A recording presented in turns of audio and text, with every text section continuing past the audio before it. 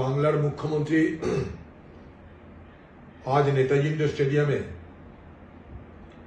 আসবার আগে আজকের যে নাটক, সেই নাটকের স্ক্রিপ্ট অর্থাৎ নাটকের কি পালা হবে, কেমন হবে, কি বলতে হবে তা প্রস্তুতি নিয়ে এসেছিলেন। সঙ্গে তার তোষামতকারী ছিল,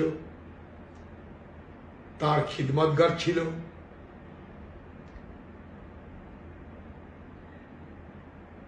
নাটকের নাম দেওয়া যেতে পারে চোরের মায়ের বড় গলা। বাংলার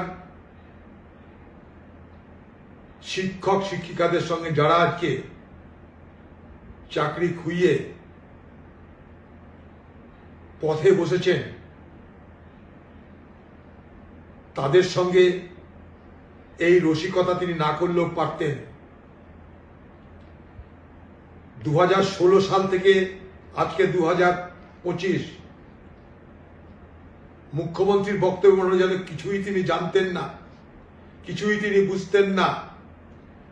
শিক্ষক শিক্ষিকারা কেঁদে কেঁদে বেরিয়েছে, তার কাছে কোনো খবর ছিল না।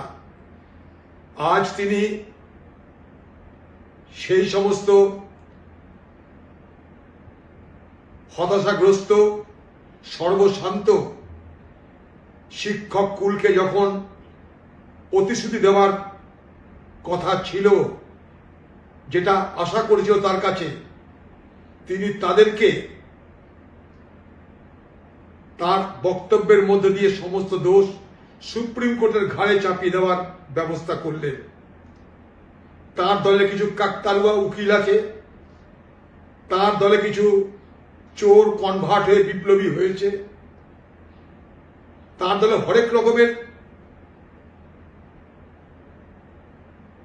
বড় বড় কীর্তিমানরা আছে। তিনি তাদেরকে দিয়ে ভূমিকা তৈরি করে তার কোনো অপরাধ নেই, তার কোনো ভুল নেই, সব সুপ্রিম কোর্টের ঘাড়ে চাপানোর ব্যবস্থা করলেন।